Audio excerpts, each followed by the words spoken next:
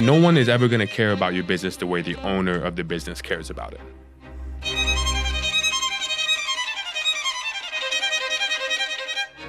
If you're not employable, then you definitely can't run your own business.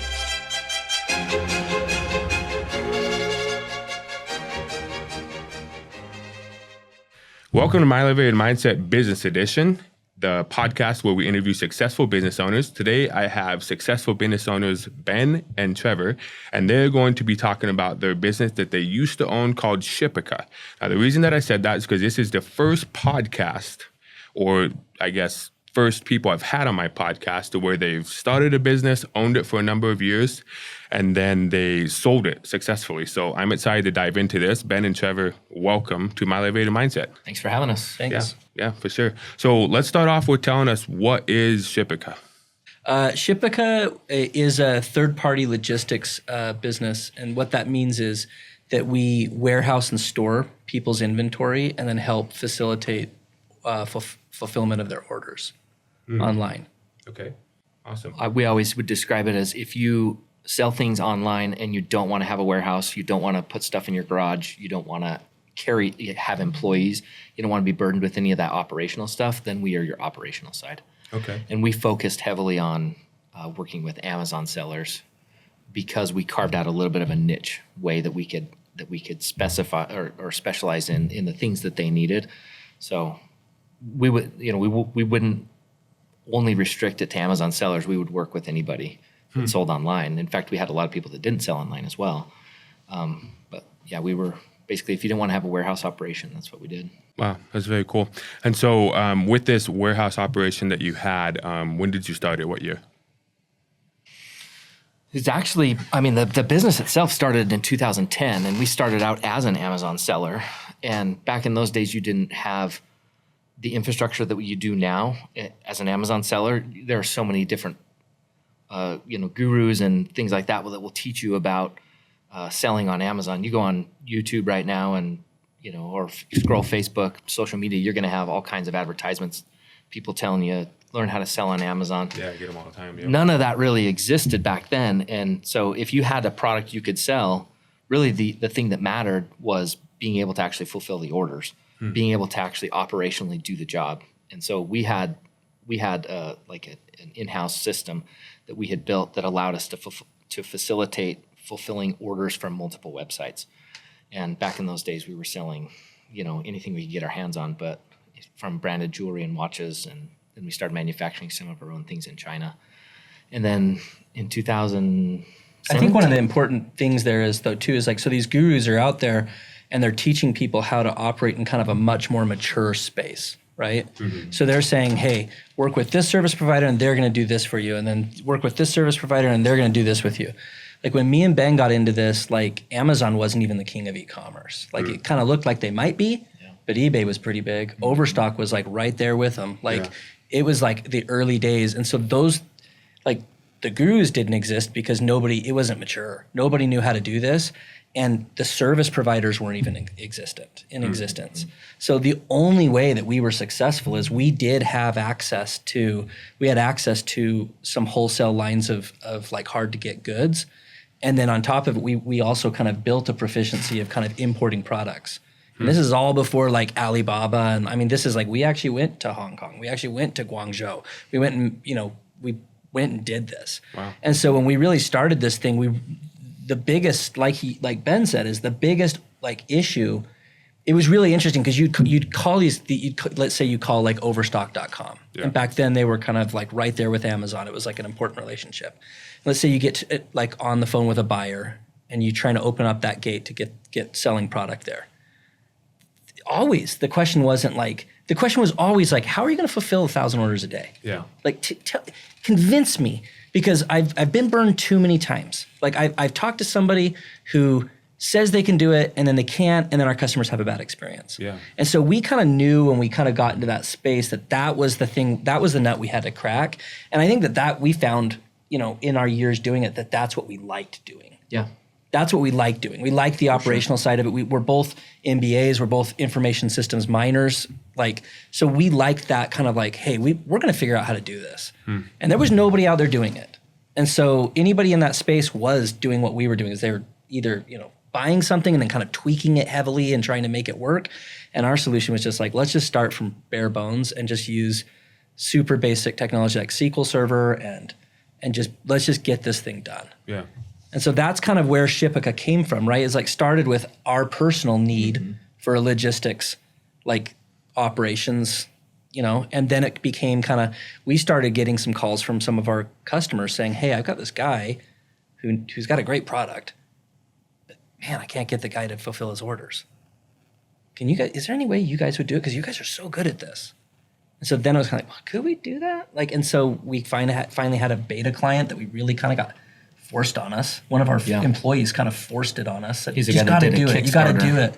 And he needs your help. He needs your help. Please help my friend. He had pre-sold like 20,000 items or something like that, and he had no idea how he was going to fulfill them to his customers. So that was where it started, and then that kind of ended up with us having a products business and a warehousing operations third-party logistics business.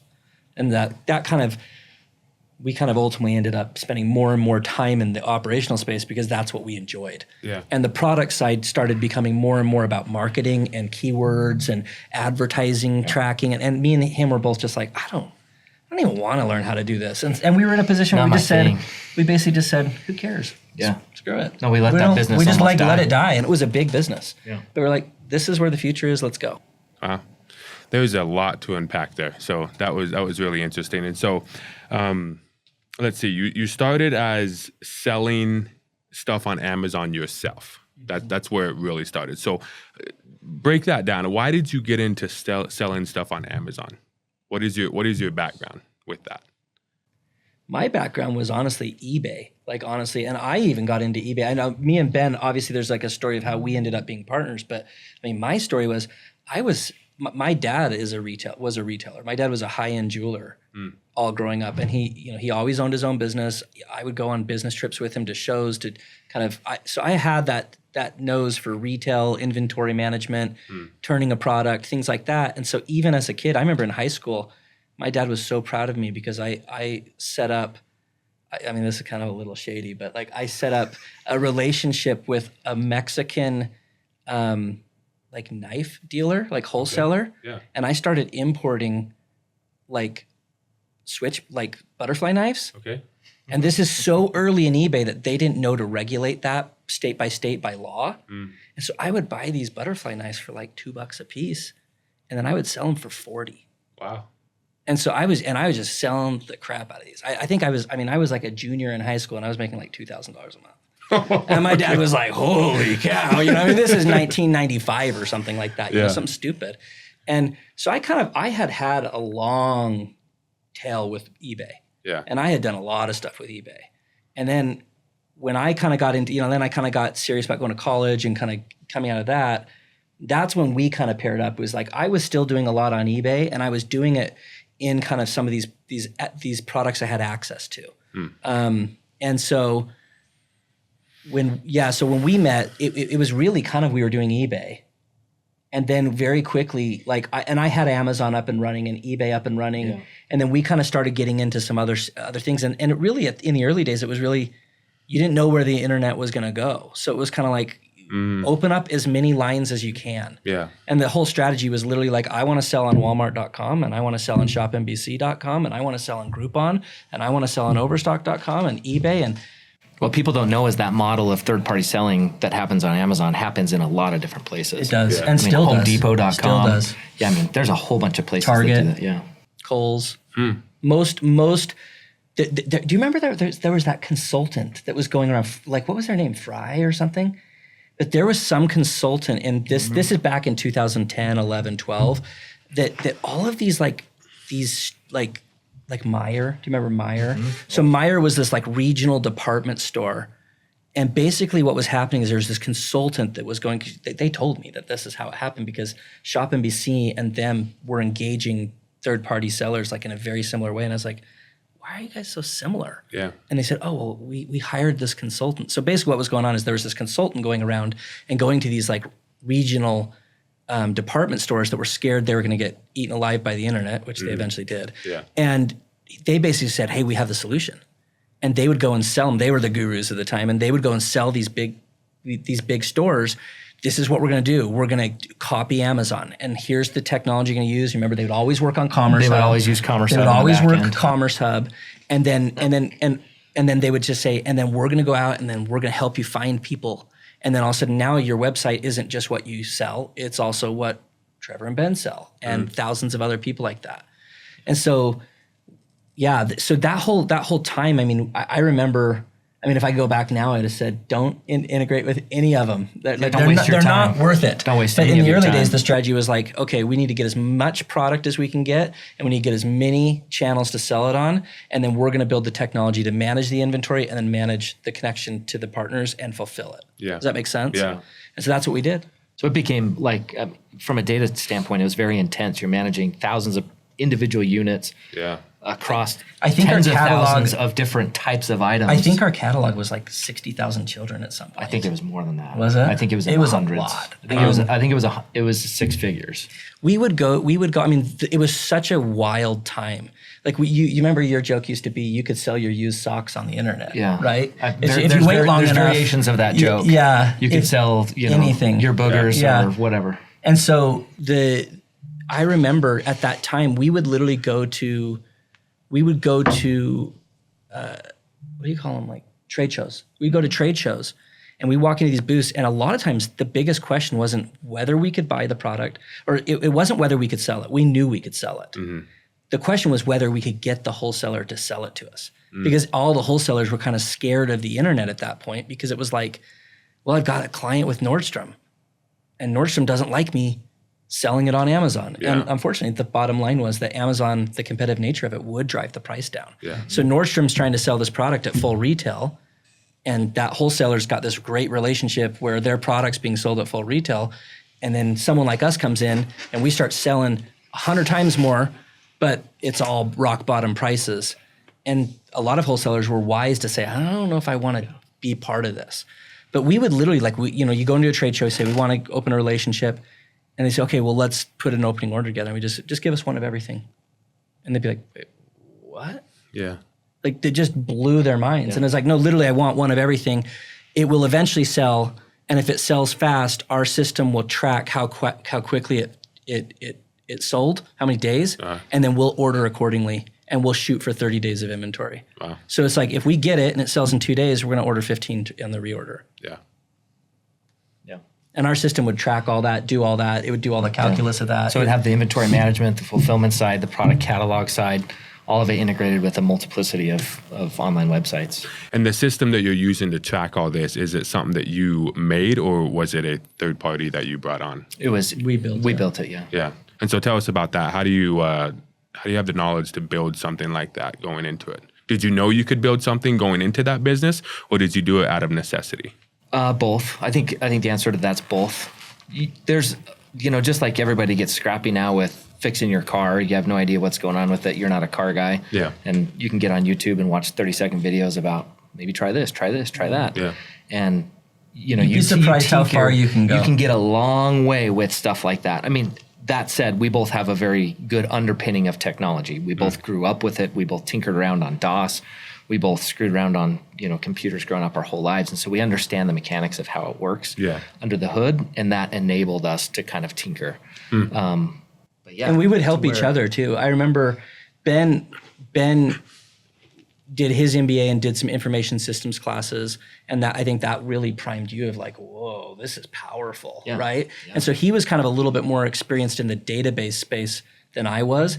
But then when I did my MBA, I started kind of playing around with like object-oriented programming. And I remember he was dabbling in that a little bit with some of the user interfaces that we were building. But then we would start kind of like, hey, you can do this. Like, hey, do you know you can do an ADO connection directly to the database? Yeah, it would start to open up a lot of automation. Yeah, and so, but it really is like, if you just go start doing it, you'll figure it out. If you're willing to just like, and there's days like I remember that ADO connection. That was kind of a big breakthrough for us. Like on a lot of ways, it took me like a week to figure it out, and I was just literally like reading page after page, like, what is this? And I'm too stupid to know what it is. Like, but I finally got it to work. And then I was like, wait, hold on. So how does this work?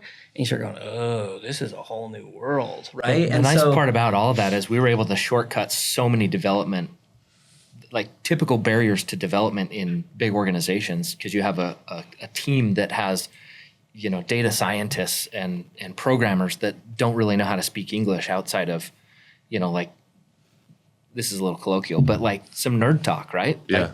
Like they don't relate well to the outside world, but here we are, we both have a core competency of being able to get nitty and gritty on the things that we need to do, and it shortened the development times and the development costs. Being business people. Exactly. Our core competency is business and like running a business, but then we have the technical proficiency that when something shifts, we just sit down and do it. And I think that was one of the things we used to always joke about. It's like, I don't know why these dev teams always talk about how hard this is. Like, the great secret is it's not that hard. Not that It's complicated.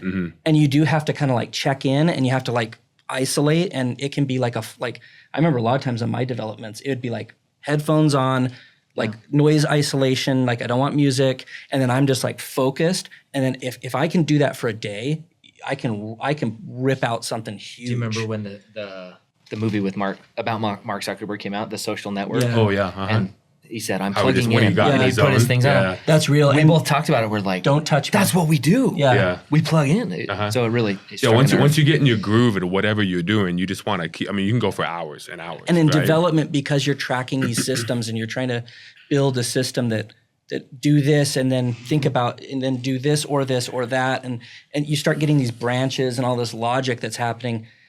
If you step away, a lot of times it can take half the time just to get your brain back there that you can start moving efficiently again. Yep. And so you really do. When you lock in, you're just done. I don't say that to make it sound complicated, because genuinely it wasn't complicated. Yeah. It genuinely wasn't. And the other thing that we had that really benefited us is we had this cash cow. It was throwing off money. So in the early days, we were really stupid about the way we did it. Like, do you remember in the old days when we were in the back of the jewelry store and we literally had shelving. Like we had shelving that we literally just alphabetized it. We had bins with the style number and alphabetized it. And I remember the first time like we had like a massive order that wouldn't fit in one bin. And we're like, oh, or a new product. And you're like, oh crap, if I move this bin, then I have to redo the whole thing. Yeah. And me and him like, we can't do this. This doesn't work. It's not scalable. Yeah. And so then we realized that you got to turn the inventory on its head. You actually have to have the bins be the unique like thing, and then you put things in the bin. And that becomes infinitely scalable. Yeah. Then anything can fit inside that bin as long as it physically fits. You just tell the system that this is parked in that bin. Right? Yeah. One of the things I want to say before we move on to this next question is I think it's so interesting how you're talking about the early days of Shipica, right? Because so many people see a successful business or they see successful business owners and they don't understand where they started. Everybody just sees all these people on YouTube and social media and stuff like that. And like, man, I want to do that. And then once they start down the trail of wanting to do that, it gets hard or they can't figure it out, right? And instead of them figuring it out and getting in the trenches and locking in with your headphones or however you do it, right? They just stop. And they go, well, frick, no one told me I had to work my balls off in order to get to X, Y, and Z, right? But that's one of the reasons I'm doing this podcast is because it's nice to hear of successful entrepreneurs who had to be in the trenches. And no matter what business you're starting, it's not going to go from A to B in a matter of 3 months. Right. You know what I mean? It's going to take years of figuring it out. It's going to take you saying, hey, we were stupid in the beginning. You really weren't stupid. You were just figuring it out. You know, you didn't know any better. And so just working through it and getting in the trenches, you figured out better ways to do it. The graveyards of e-commerce are filled with people who built websites and then sat back waiting. Oh, now that my website's live, I'm going to see the orders come in. And then nothing would happen. Right? And it takes a while to build critical mass before you actually get any orders coming through. And you can even build upon anything. So like my biggest suggestion to anybody, there's a couple ways to keep going, right? Either you can check in yourself and grind. And that's a very common story you hear from a lot of young entrepreneurs is that they check in and they work 80, 90, 100 hours. They just work and work and work, right? Because they have to do it. It is what it is. We started this thing with $3,000 each. Wow. That's all we brought to the table. Yeah. And, it just kept becoming something else. So there's a couple ways you can get through that. Either you can do it with your labor or you can do it with money, right? And if you don't have one, then you always have the other. Yeah, for sure. Yeah, I have this, I guess, philosophy. And correct me if I'm wrong, but no business will fail as long as you're willing to put in the time to make it work. I don't know if I fully agree with that. There are bad ideas. But yeah.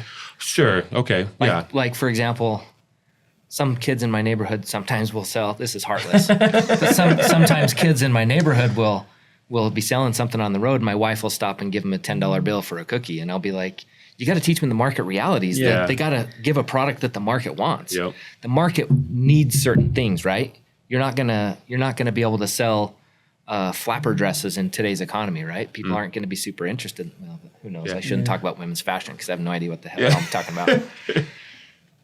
Stay in your lane. The market, stay in my lane. The market has things it needs. Yeah. And so if you're trying to push down a road and the way I would restate you can that, do a stupidity. The way I would restate that is you want to build buffers, and hard work can build a hell of a buffer, right? Yeah. So it's like you've got this idea, you want to be successful.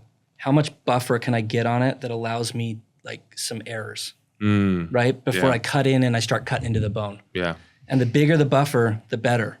And when you're willing to do the work up front, like that is an amazing buffer. If we would have paid somebody to build the technology that we built, it would have cost Millions. a lot. Yeah, it would have cost a ton of money. And it would have cost, and the funny thing is, we would have spent just as much time on it because I am working with teams that do development, and now all I do is I just sit in meetings with them. Yeah. And then it's like so hard to get them to understand what you're saying. I'm just like, dude, I'll just do it. If there was a way to link your brain Yeah. to theirs to help them understand exactly what you were talking about, it doesn't take any time. But that's where the shortcut is, because you know exactly what you need, because you can see what the market wants. But translating that into somebody who isn't a business owner, who doesn't have a business mind, doesn't understand what the market needs. Yeah. Well, one thing that's I think is interesting that we talked about, but I'd like to put a little bit finer point on it is like, I mean, we met, right? You're a lot younger than us. Yeah. But we've been friends for a while, right? Yeah, and the realistic fact is that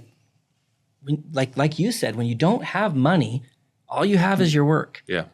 And you better make sure you're smart too, because if you're not smart enough and capable enough and educated enough, then your work doesn't translate to as much. Again, that's buffers, right? Like if you can get educated, if you can get experience, this makes it so the time you put in is more valuable. Yeah. Right? And so then you don't have to put in as much time.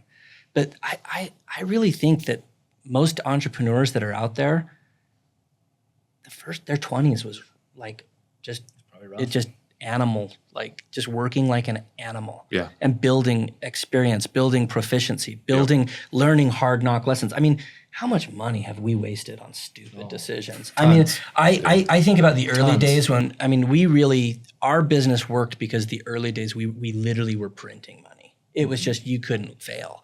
And so, but then I think about the money we wasted during that period because it was so easy. Insane and we were amounts of so money. stupid about how we just didn't realize. We thought we've made it and we found the secret and it's never going to go away. Yeah.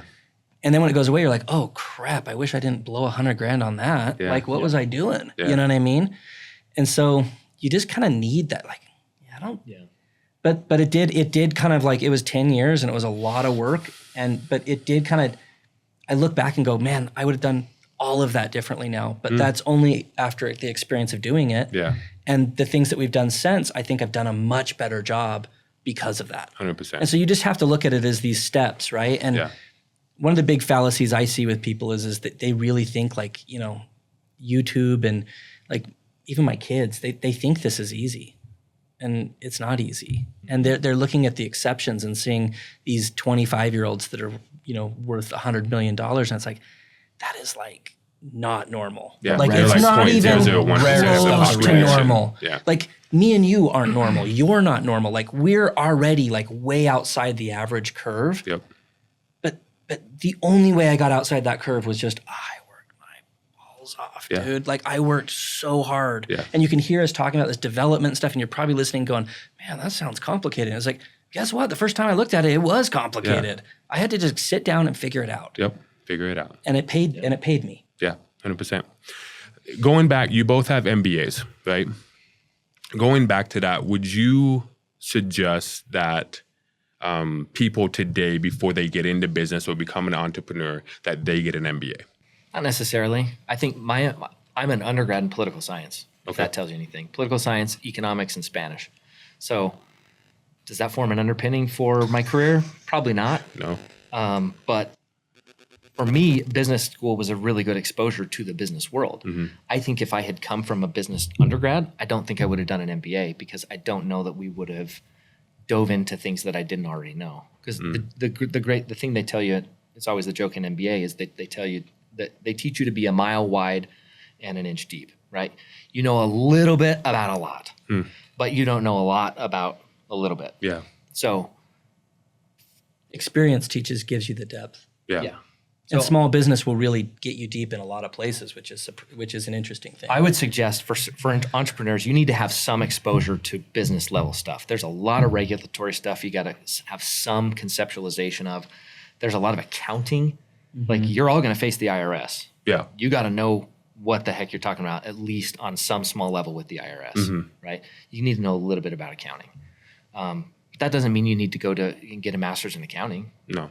Not at all. But if you can take one basic level accounting course, you're going to get somewhat proficient to understand things. Yeah. You need to have some exposure to the way the business world works. Yeah. But that doesn't mean you have to be, you don't have to be a PhD in, because I don't think that translates to success in the entrepreneurial world necessarily. Yeah. I pretty much agree with almost everything he's saying, but I would probably say I think there was more value in the MBA for me. I just think, like, a common question I say to people is, like, if I asked you, really, do you understand the difference between a bookkeeper, an accountant, and a finance professional? If you can't answer that question, you might need to go to business school. Like, and you're going to have a hard time, like really dealing with high level business if you don't really understand how to speak their language. Yeah. And for me, I did my undergrad in advertising, which was in the communications department. And then I had, I worked as a salesperson with my dad in his family-owned jewelry store. And then I was getting ready to go to New York and do an internship in New York in the advertising world. And my dad just came to me and said, look, I'm getting older. I can't be here every day. I can't lose you. He said, if you graduate, I'll just make you the president of the company. And so I just took over this business, and, like, for the first 2 years, it was fascinating. I learned so much. I loved it. I was just like, this is the greatest thing ever. And I was probably lost my dad some money. I probably made him some money, right? Like, I made some mistakes, but I did some good things, and I learned a lot. And then in year 3 and 4, I started going, man, like, is this really what I'm gonna do for the rest of my life? Like, this is, like, literally, I can do this with my brain tied behind my back. Yeah. And this is not challenging anymore. And so I remember when I told my dad I was gonna go back and do my MBA, he was like, why? You make more money than those guys do when they come out of school. And I said, I just need more. And when I went, I did have that experience where it was like it taught me, even though I was arguably fairly familiar with business. I was running a very successful small business. Yeah. And I had taken that business and I doubled its revenues. Without an MBA. Without an MBA. Yeah. So just I from knew a learning lot. that from your dad and real But world I experience. didn't, again, if you would have asked me then, and you would have said, hey, tell me a little bit about finance. Tell me a little bit about an accounting. Tell me about bookkeeping. Yeah. I wouldn't have been able to really say, where does one start and where does one end? And, like, what are they really doing? Sure. And when I came out of the MBA, it was like, and you know that now. I mean, we both know that. It's like you understand, like, a capital structure and, like, things like this that are, like, just, you don't understand how fundamental they are to a business. Yeah. It's just so fundamental. And I would even kind of double down with what you said, is, like, I'd almost say in my MBA, I mean, you get taught, like, all these different areas, operations, like HR, you get taught all this stuff. I'll tell you, like, the thing that gives the most bang for the buck, for me, it was the information systems, like, minor that I was kind of doing in the computer science department. And that obviously, because it played out in my business, but outside of that, it was the accounting classes. It was the bookkeeping classes. Like, that is core. Yeah. You need to understand how a P&L, a balance sheet, and a statement of cash flows works, and how they relate to each other, and how they're different. Yeah. You have to understand that. And if you don't understand that, like, you're going to have a really hard time being a successful business person. Because, like, if you're the CEO, yeah, that may not be your core job, but you need to be able to interact and understand the CFO when he talks to you. Sure. I think the reason I talk a little bit about education the way I do is I don't want to discourage anybody because they don't feel like they're a doctorate and they can't, get an amazing score on GMAT exam. Like, to me, I don't necessarily think that translates into success. And I also think at the same time that there's a lot of trend in our society to poo-poo education, formal education. And I think that there's a balance to walk in there, because I think there is an enormous value for a formal education. I think you learn how to learn. And as a business owner, as an entrepreneur, there is nothing more critical than knowing how to learn, because you're dealing with the unknown coming at you every single day. Yeah. And you have to know how to digest it, understand it, interact with it, and iterate from it. You have to know what to do. Yeah. And if you don't have an ability to learn, assimilate like new concepts quickly, then you're going to struggle. So I think there is absolutely a value in professional education, in traditional education.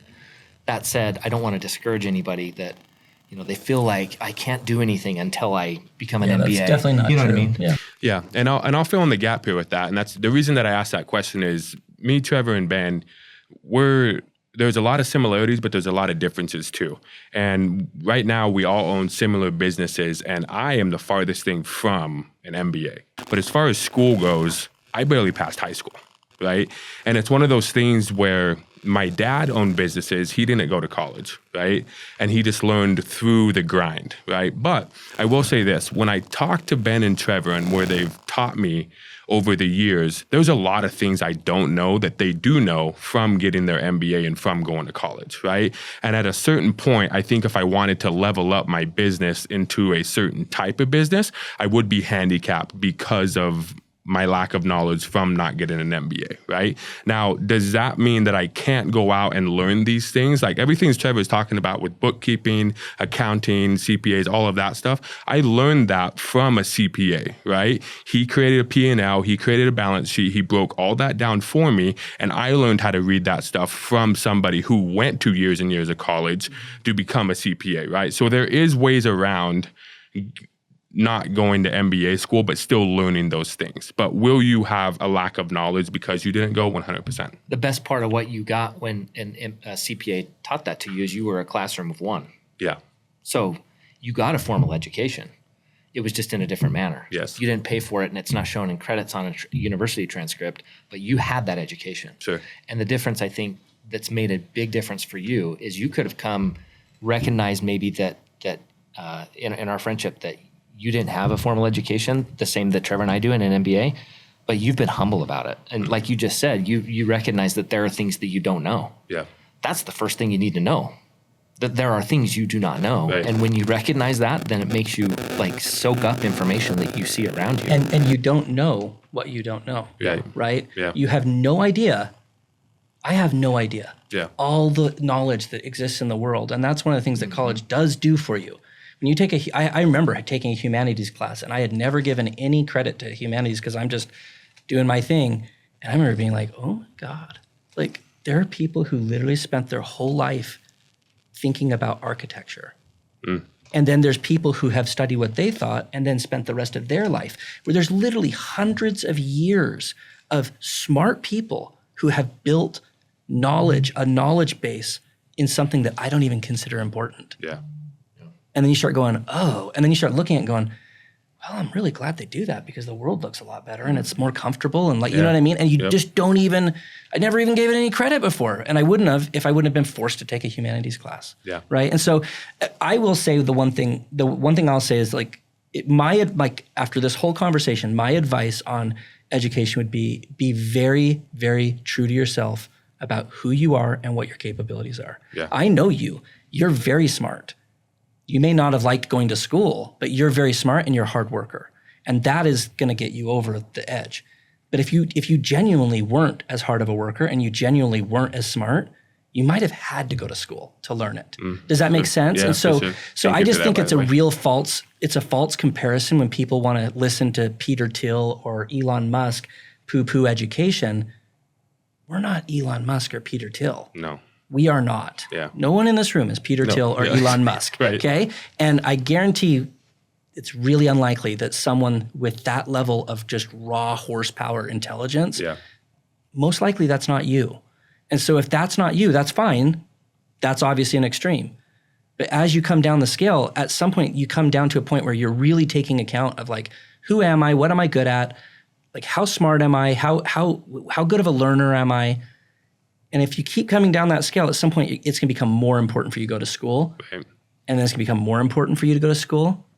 But if you're up here, maybe you could consider not going to school because you're just such a great self-learner. Yeah. And you can really just learn the things you need to learn as you need them. You hear all the time. But that's unusual. Bill Gates dropped out of college. Yeah. Right? Bill Gates He dropped out of He dropped out of Harvard. It's like, well, okay, well, you're also not Bill Gates. Yeah. So Yeah. there's the difference. I think yeah. just recognize who you are and recognize where you're strong. And the thing is when you're not like a great self-learner, you have other skills, I promise you. You have social skills, you have hard work ethic, like you have other things. And the most important thing you can do in life, from my opinion, is take an absolutely brutal assessment of yourself and identify, like even if you have to sit down and say, what am I good at? What am I bad at? What are my strengths and my weaknesses? Write down what you think and then talk to your parents. Yeah. And then talk to your friends, talk to your brothers and sisters, ask your coworkers. Like how right do you, like I really want you to tell me the truth because I'm trying to understand this. Yeah. And there's a quote that I love that I've always lived by, and it says, it's not how smart you are, it's how are you smart, right? And you don't have to be a genius in X, Y, and Z. You just need to figure out how do you learn and what are you good at and what are you gifted at. Everybody's gifted at something, right? The other thing I'm going to say about that is, going back to what Ben was saying about me being humble and vulnerable, right? A lot of people lack this in today's world. People don't want to drop their barriers and go to two people who they look up to and say, hey, I don't know what the hell you're talking about. I have no idea what you're saying. I don't know how to do this, right? People don't want to do that. Are you talking in code? Yeah, are you speaking my language? Because people don't do that in today's world, and that, quite frankly, is my superpower. If I don't know how to do something, I have no problem calling someone up and be like, I'm stupid. Please help me understand this so I can get better at it, right? Vulnerability is a skill and a gift that everybody should pick up on because it's going to get you very far in life. There's a lot of people who will help you. A lot of people. Yeah. Very few people will say, look, kid, sorry you're stupid, bye. Very few people are going to say that, right? Most people are going to go, if you're humble and you're willing to put in the work, most people will go, hey, let me teach you this and let me help you. And then you can continue to go through life like that. Totally agree. Yeah. Cool. Let's go ahead and dive into the money side of things of Shipica. And so in a business like Shipica, let's start here first. You said you used $3,000 of your own money to start Shipica. Each. What was that used for? So $6,000, what was that used for to start Shipica? In the early days, it was very different than the end days. More right? product-based. And so it was product-based. So we both brought money together to the table and purchased half of the inventory that we used to start and continue selling. The question was, okay, let's put this money in and let's see how long it takes to sell those items, and then we'll take that money and then put more in and take that money and put more in, right? And we never really took any profits. But so the question was of that. That's important. How long? Yeah, that's also really important. We never touch paid on that. ourselves. Yeah, we didn't take a paycheck for a long time. That first amount of money, that $3,000, we thought, okay, well, if this sells in 30 days, then, we'll come back and we'll re-up. Well, it sold in like 3 hours. Wow. So, we re-upped, and then that $3,000 then became the next time. Then 4 it was hours. $5,000 and it sold in, 6 hours or something. And pretty soon we were paying cash for invoices that were $250,000. Wow. And we would buy so much inventory, all of a sudden it just grew exponentially extremely quickly. What would you two have done if it wasn't that big of a success that quickly? Because you're using $6,000, you're not paying yourselves. How does someone get by and start a business like that? We both had things to fall back on at the time. Yeah, we both had things to fall back on. Yeah. I think that's important. I mean, look, my brand of entrepreneurship is not probably like the brand of entrepreneurship that gets like held up as the standard, like these heroes that risk everything and go, all in, No, I've never done that either. No. I've never done that. I've always had a job, and then I start working on a side project. I excel at my job. That's my priority, but I spend my extra time, not my time at work, my extra time working on something. Yeah. And then slowly that builds and builds and builds. Yes. And then I finally, generally like really longer than I probably should have, I finally make the jump over. Yeah. And I've done that like 4 times. Yeah. And so I've never not had a job. I've never had everything all in, like with no safety net. I mean, there's times when we felt like we didn't have a safety net. There's times like where we felt like, man, this might fail. Yeah. Like this is scary. Like definitely had that. Yeah. But I never like, I just think that for most people, that narrative is not good. It's not like I'm gonna take everything I've ever had and I'm gonna go. The other thing I'll speak to on that too is we genuinely had a very unique opportunity where we could basically print money. And that lasted for a year. And we don't need to get into the specifics of how crazy it was, but trust me, it was crazy. Yeah. Like it was just, we could not find the end of the appetite the market had for what we had. And we finally got to the point where it just levered everything. Yeah. And everything we made, we levered it again and again and again. And so we had that opportunity, right? And like, I'm sure people are listening going, man, it must be nice. Well, you know what? We wouldn't have had that opportunity if we didn't work really hard at our jobs, excel at our jobs, save money, and have the stones to go throw it in the circle. That was the time. other side of it, right? We each had $3,000 sitting there, which there's a big chunk of the American population that doesn't have $3,000 sitting there that they can go pony up. Right. It in the grand scheme of things now, it doesn't seem like that big of a risk. But at the time, I was, early 20s with two really little kids. Today that honestly would have been like more like, think of it as like $7,000 or $8,000. Yeah, probably. And you're like a kid. Yeah.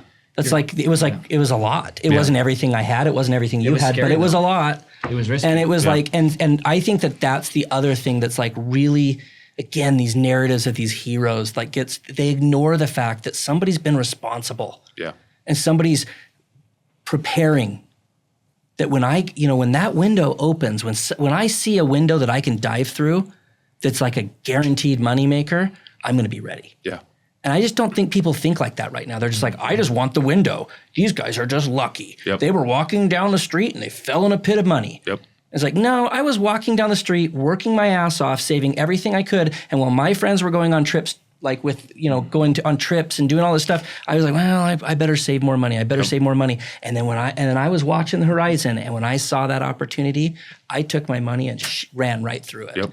And that was just the start. Yeah. And my whole career has been defined by doing that over and over and over again. And I know yours is because our careers have been paired. Yep. But you have to live your life in a way like that. This stuff isn't just, these types of windows open all the time. Yeah. Now But no one's ready. No, they're not ready. They don't have the You cash. haven't They don't have prepared the time. yourself. They don't have anything. Yeah. You're not smart enough to actually execute. You're not experienced enough to execute. You don't have the money to do it. And so you're always asking other people for the money. No, you go save the money. Yep.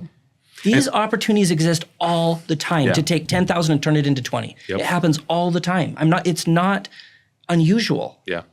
Two things I want to say to what you were saying there.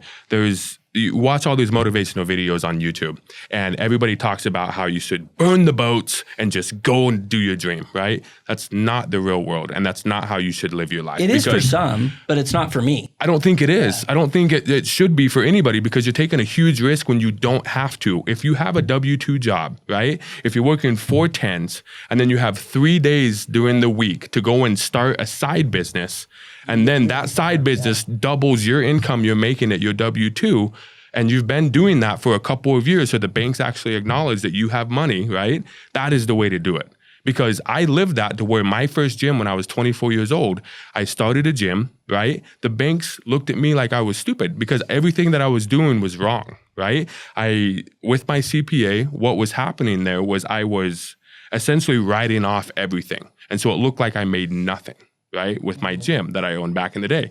And then years into that, my wife's like, I kind of want a house. And I was like, okay, let's go buy a house. We're making good money. The banks go to me and they go, you're not making any money. I was like, yeah, I am. Look at my bank account. And they go, no, on paper, you're not making any money. I'm like, oh. Because you're taking advantage of the tax benefits. Welcome to the real world. Yeah, you're taking advantage of the tax benefits of owning a business, which can make you look poor, like your income, like it's less than it is. Exactly. Right? So then what happened is I went and got a W-2, kept working at the gym, right? And then the moment I got a W-2, which is actually a salary, all of a sudden I could afford a house, right? And so the way that you said it though, Trevor, is the exact way I would teach anybody to go out and start a business, right? You don't have to burn the boats. The one thing I will say is there is another brand of entrepreneurship that is burn the boats. And what it tends to be, the people willing to burn the boats are people who raise money. That's what it tends to be, because I have some friends, I have some business school colleagues. I actually sat on a panel, because I've never had a real job. I've always just done my own thing. I sat on a panel for my business school, And it was like the 10-year reunion, and it was this entrepreneurship panel. And so many people in business school have ambitions of becoming entrepreneurs, and they're not. They shouldn't. They're not. They should stick with the W-2. Stick with it. You know, whoever it is, just stick with your W-2, grind it out, become a director, and just move. You know, whatever. Like, I'm sitting on this panel, and I'm what we just talked about, and one of my colleagues sitting next to me is the burn the boats guy. But what he did is he went and worked at Adobe. He worked in HR after getting his MBA. He started to kind of recognize that him and a couple of guys that worked at Adobe kind of recognized that like there's some needs for some things here. They felt like they could do a product. They put a team together, got like a minimum viable product like built out, and then they raised capital. They had nothing. They raised capital. Okay, and he's still doing this, and it's certainly not determined yet. But he did just burn the boats. But he kind of could burn the boats because somebody gave him money. Yeah. Does that make sense? And so, but that's not technically burning the boats, because if he has something to fall back on, I mean, burning the boats is having a business idea and you're just saying, F it. This is going to work come hell or high water, or I'm ending up homeless. I'm sleeping under a bridge. There's no plan B. I think his plan B is he has money to fall back on. I think that is extremely rare. Yeah, maybe. Extremely rare. Yeah. In today's world. Like very, very, very rare. Yeah. And there's a lot of people who will portray that that's what it was. But it really wasn't. He always had backup plans. Like who lives their life? Who gets, I don't want to say who, but you don't want to get to in your 30s and 40s and not have built a base of experience that makes you employable. Right? Yeah. Right. And so you definitely don't want to start a business if you don't actually have expertise and you're not like if you're not employable, then you definitely can't run your own business. Right? Like you're not going to be successful. Like if you can't hold down a job, right? Yeah. So it's like I don't know. I think there's probably you'd people have a hard out there. time There's holding probably a job people out now. there doing it. Yeah, Ben knows me. Trevor would get fired really quick at a we all W-2 would. job. I think that's the entrepreneur, right? Entrepreneurs are not made to be good employees. To being able to hold down a job. I don't know. Yeah, it's an interesting thing, but I do think there are different brands of it. But for me, I'm not just a crazy risk averse person that just like hell or high water. I've never done that. No. But I've been outside of the normal successful. Yeah. But it's been literally just very measured, targeted shots and being ready and having built up the ammunition where I get to take my shots. Yep. And to be fair, a lot of the money that we wasted in the early days was us taking shots. Yeah. And it was just kind of like we're dumb and we But weren't when you're young, you sophisticated can afford enough. to do that. Well, there's also a big problem. I think I can more afford to do it now than I could when I was young, but I just didn't know what I didn't know. Sure. And I look at some of those shots that we took, and I know you feel this way because we talked about it. It's just like, oh man, I wish I could have that money. I wish I could have that money. Wish. There's a lot of when entrepreneurs taste early success, they have a tendency to really think this was me. They attribute it to was all themselves. me. Yeah. It wasn't the market. It wasn't the timing was right. It wasn't you came prepared. It wasn't any of the things we've talked about. It's just it's all me. I'm Midas. Anything I touch. Anything I touch will turn to gold. Yep. And so, they tend to foray into things that they wouldn't otherwise normally do and take And a they little fail. bit and they fail. Yeah. That happens a lot. Yep. And then you eat That humble happens pie. a lot. That happened to me. My first business when I was 24, I thought I could do anything after that. And so I went and started a salon, like a beauty salon. The hell do I know about doing a beauty salon? I just had the space in the building that I owned, right? And I was like, I can figure this out. It failed miserably. And that was my first wake-up call of, maybe don't get into things that you don't know anything about just because you think it can make you money, right?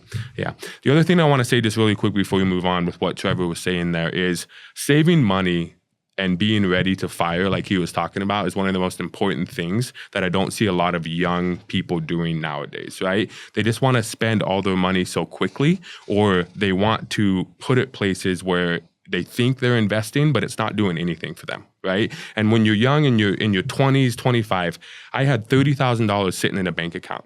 And from that $30,000, it was sitting there for 5 or 6 years. But from that $30,000 blossomed into a multi-million-dollar business, right? And so if you have money, don't just blindly spend it, right? Wait for your shot. And then once you have your shot, deploy that money, however much you have, and then start building on that, right? And Use it smart. Yeah, and the thing is like I'm richer today than I've ever been. Right. And I know you are too. So it's like the realistic fact is, maybe I shouldn't say I'm rich. I'm not, but I have more money today than I've ever had. Yeah. Okay. And I know that's true for you too. And it's like, I think I'm more careful now than I've ever been. It's just you A lot get of to the that's, point you're educated You just more kind of just about- get there and go. The other thing too is the other thing that's interesting too that I've learned too is really be thoughtful about. Okay, I got this idea. Sometimes early entrepreneurs are so desperate for an idea that they'll just grasp at any idea that comes. Yeah. And then they'll just build it up in their heads to this thing. It's like, yeah, okay, do a 5-year and a 10-year exercise. Like, where does this take you? And is this really what you want? Like for a beauty salon. I would never open a beauty salon. Now, why? Because for me, I don't I'm not passionate about it. And what would I want out of it at this point? The only way I'd want to be in the beauty salon industry is if I owned hundreds of beauty salons. Right. Okay. And that doesn't mean I'm like crazy successful or anything. It's just that's what it would take. Yeah. And it's like That's your standard. Yeah. Right. Right. And back and then, when I was only making $8,000 a Yeah. month for my gym, the beauty salon seemed like something Yeah. that could have doubled my income. But for you, a beauty salon isn't doing anything unless you own hundreds of them. But the funny thing is I think that I think even when you're younger, the same opportunities often exist. You just don't choose the right ones. Right. I just think you have to think like that. Of like, okay, like how scalable is this? Like, Yeah. like how far out does this go? Yeah. And the business I'm in right now it's not scalable. It's one of the problems with the business. Right. It's just this kind of like you get inside this box, and the box has very specific dimensions, but it's a pretty good quality of life, Yeah. and it's a good cash flow. And for me right now, that works really well because I got young kids. Yeah. And so when I got into it, I knew exactly what it was. I took assessment of what it was and said, this is going to work really well for me right now. Do I think it'll work forever? Probably not. I don't know. There's probably like one more big like push. Not going to make you a billionaire. Yeah, it's not going to make me a billionaire, but I don't know, maybe down the road I'll take another big push, but you do have to assess every opportunity of like they're all going to be hard. Yeah. You don't have to work for all of them. You had to work hard to get your salon up, I promise. Yeah. And then when it wasn't working, it was really hard to try and make it work, right? Yep. You're going to put that energy in, so you might as well just really be thoughtful about what are the likely outcomes here? Yeah. And really, is that worth my time? Yep. 100%. Going back to Shipica, in that type of business, what can someone expect to make in that type of business? You can make a lot of money in that business. You can make a lot of money in that business. But you can. Yeah. I mean, we did okay. Our business but- was a lifestyle business. Again, we were kind of focused on other things a little bit. It was good. It provided the income we needed, but it wasn't something that we were willing to take to the next level. Yeah. There's a lot of online commerce now. There's a lot of Shopify websites that need their products fulfilled. There's a lot of even still sellers on eBay. There's a lot of Amazon sellers. That ecosystem still exists in a way that there's a lot of commerce happening. It's difficult, more and more difficult every day to break into it, I believe, but yeah, right now it'd be hard to that get is into happening. it. So for us, like to get to go crazy in that industry, it meant having sales teams that We would have needed to raise money. we That's would what have it needed to taken. raise We didn't want money. to do that. Yeah, Raise money we for just what? Growth. Growth. yeah. We The need realistic warehouse fact. space. The realistic fact is, All of it. if you look at it, Ben and I, our first product, like the first products iteration of Shipica, the products business, there are people from that time, and we were probably even earlier than most of the people that I'm going to speak to, but there are people from that time in that industry that ultimately became publicly traded companies, like huge businesses. I know a guy, interestingly, I was talking to him the other day. He lives in your neighborhood, actually. But he was in that space in the same time as us, and he did an exit at $500 million revenue. Wow. And he literally started exactly when we did exactly what we were doing. But he just really chased it. And me and Ben, that was one thing that we were really always pretty gun shy about raising money, taking on partners. We really liked I think we're just true lifestyle business type people where we're just kind of like, man, we have a really good life. And if I take money from somebody, then I got obligation. Yeah. And when changes the game a lot. When the shit hits the fan, it already sucks when it's just me and you. When the shit hits the fan and you got a bunch of investors, then I'm going to be like losing sleep. Yeah. And so this guy at that time, he decided to take investors and he just went and we didn't. And then it's funny because then we ended up in this warehousing space. And again, the timing, there are people from that time in that industry who've become publicly traded companies. Wow. And so it's just like, I don't know. I mean, I think, and I don't regret it. Do you regret it? I don't regret it. not at all. So it's an interesting statement. So, but you ask how big it could be, like it could have been huge. Yeah. Like there's no question. $500 million exit. Yeah. Yeah. So he had $500 million of revenue. And then he had raised capital. So, he might have, I would bet if I was to bet, I bet he had a $50 to $70 million exit. Yeah. So, but he worked his ass off to get that, and he raised money, and he took on the risk, and he took on the stress of like having investors and like having like, because you take on investors, they're going to come in and you're going to have a business model, and they're going to literally check you quarter by quarter against your business model. Where are we? Where were we supposed to be? Yeah. Like, what are you guys doing? How come you guys screwed this up? Like, and we just never wanted to do that. No. Just adds different pressure. Sure. Right? They're calling the shots all of a sudden. Yeah. Yeah, because it's their money. It's their money. It's their money. It needs a return. Right? Yeah. So you guys being the first people I've had on the podcast where you have had a successful exit, what led you to, you have a successful business, you're making tons of money, and then why did you want to sell the business? We got into a new business. And as we got into the new business, we both got into the same space kind of individually. But as it became really clear that like, again, we're not looking to become like billionaires, right? Yeah. And so it was kind of like, look, we're over here doing this, and this is even more so. Again, I told you, it's a box, and we live in that box, but it's a pretty good lifestyle, and it's a pretty good cash flow. And it was kind of more optimized than what we were doing already.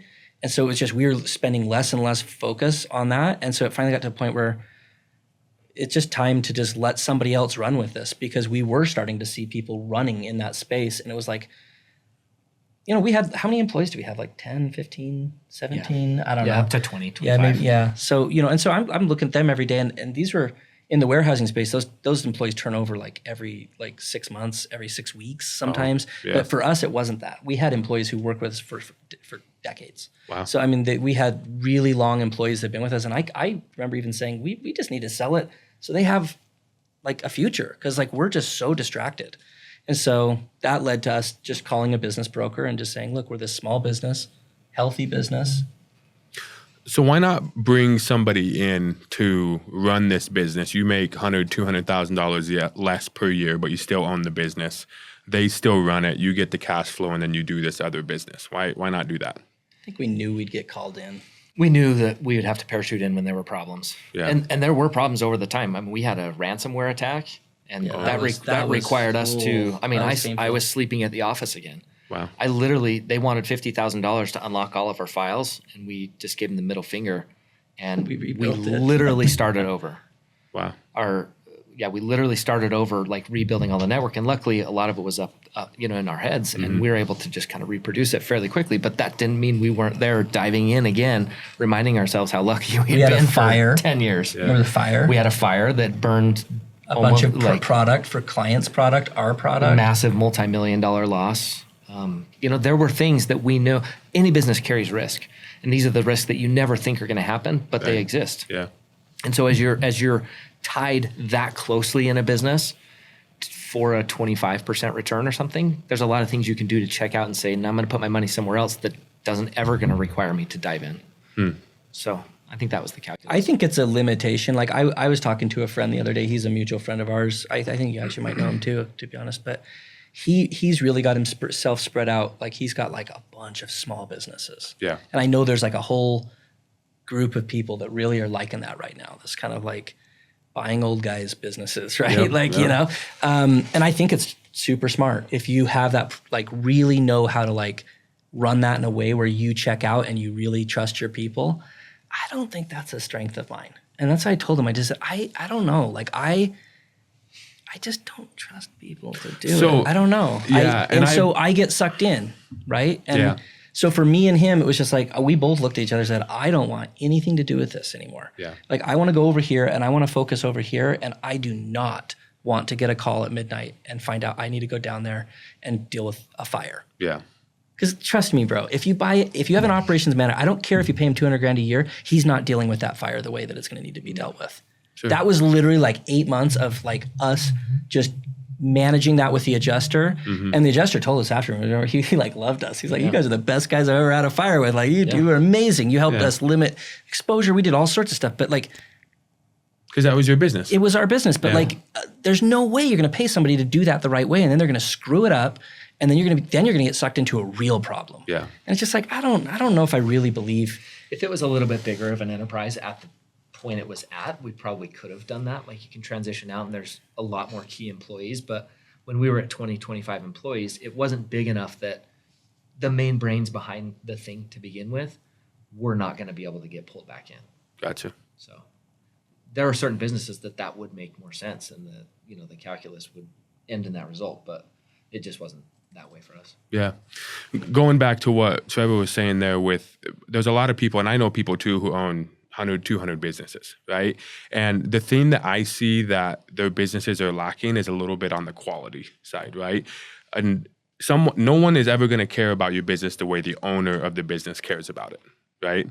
And no matter how much you pay them, the owner is just going to care about the business more than anybody else, right? And so if you want to go down that road to where you own 50, 100 businesses, even 10, right? I think the quality of the business is going to lack just a little bit, but that's what you're trading to own that. And I don't think I was ever willing to do that. That's not in my nature. Like No, Ben no. knows me. I mean, Ben knows me really well. I am like anal. Like I like it to be perfect.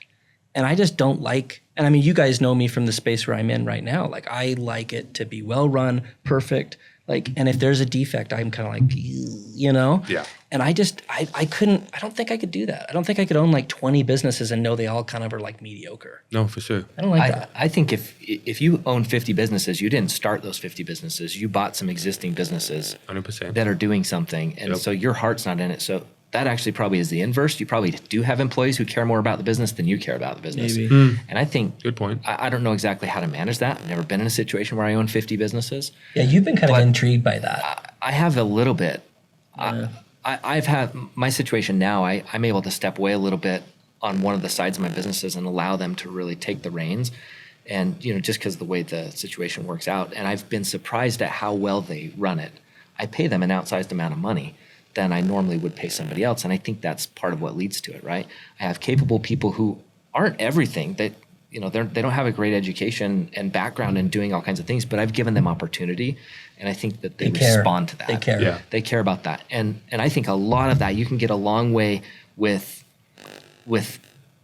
things that aren't money, right? You can get a long way with those employees based on how you treat them. Yeah. Mm-hmm. The opportunity for them to get experience as a manager is huge. Yeah. The fact that I was willing to take a risk on them, they recognize that They because there's reciprocate it. not other people who are willing to do that. Yeah. There's something to say when you empower one of your employees. And I went down that road about 3 years ago, and I decided, because I was still doing 6 days a week, right? 12 hours a day. And my wife had a discussion with me, and she said, something's got to give. Right. And that was the moment that I said, okay, I'm going to empower my managers to do all these things that I'm doing so I can step away, focus more on the business and not work in the business. Right. And surprisingly, they do amazing. Yeah. And it's still to this day, I'm like, wow, I was not trusting you guys when I should have trusted you guys. And all I had to do was say, here, take the reins, X, Y, and Z needs to get done, figure it out. Right. And they do a great job when the owner empowers them. But if you're a micromanager who's telling them every which way they're doing something wrong, they're not going to step up to the plate and do what they need to do because they don't feel empowered to do so. Yeah. I think if they have the reward structure like an owner too, I mean, we all respond to these to owning a business. Why? Because if we perform certain ways, we can get an outsized return. Yep. Well, the same thing's true for them. Yep. We're all Higher entrepreneurs quality in of some life. way. Higher quality of life. They recognize outsized they return. want to be something different. And so if you give somebody a shot and they're capable, and I think the biggest part of it is that they have to be loyal, right? Yeah. They have to recognize that you're giving them a shot and they have to be grateful for that. If you can recognize that in them, I think that's a really big step. Yeah. I think one of the things that Ben said, and he kind of really quickly ran over it, but I think it's worth like a little bit more exploration is really like when you talk about compensation, like people just talk about money, right? Like how do you get in the warehousing space and you have employees that work for you for 10 years? Like It's not based on pay. anybody listening in the warehouse space is going to go, what? Yeah. What? And a lot of that is just, it's respect. Mm-hmm. It's being like honest with them, always paying them, like never giving them any fears about like, always being fair. If you're going to terminate somebody, you need to make sure everybody understands, like, Trevor was really fair about that. Yeah. Like it really got to the point where it needed to happen. And he tried and he tried and he tried. That can go a long way. And I agree with you, like, on that. Like, you can find a way to fire somebody, because in a business, you're Where going to it's have to fire mutually- somebody. it's mutual. Where the person recognizes that they need to leave. yeah. Yep. You can do that because you're it's fiercely actually- fair, and they recognize that their behavior has violated the trust, and that you can't continue with them. Right. They'll be the first Yeah. ones to say it. Yeah. You go into that final meeting. I have that all the time. You go into that final meeting and you say, hey, we haven't talked. And they're like, boss, I'm sorry I let you down. Like, I got to go, don't I? Yeah, you do. Yep.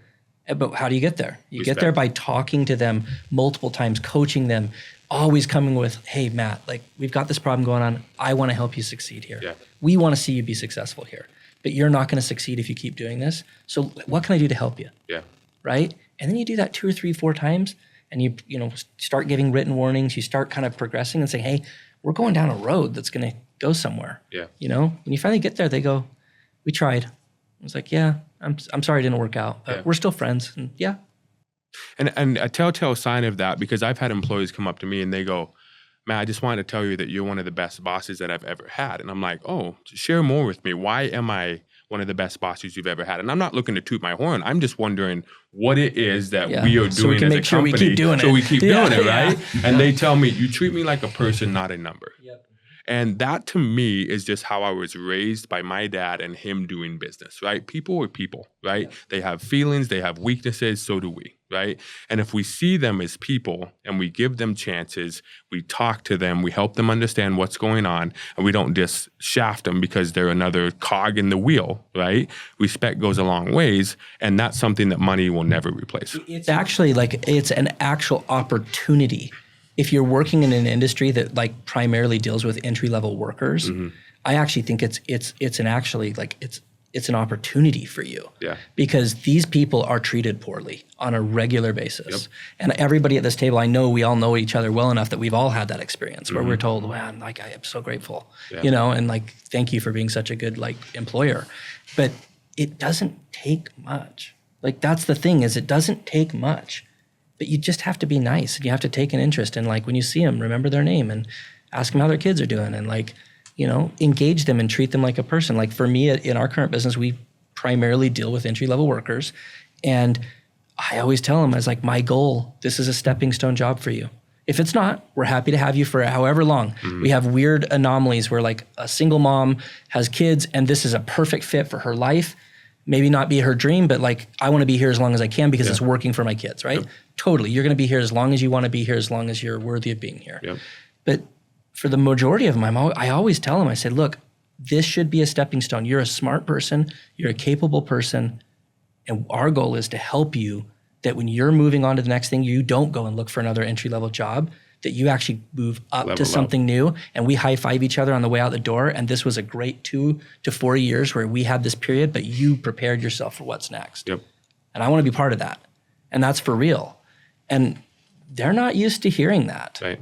And that is like, that's more powerful than money. It's more powerful than anything else. That is a they rare will thing. kill for you. Yep. Yep, that is a rare thing in business that people are treated that way. And I really think volumes could be written about this.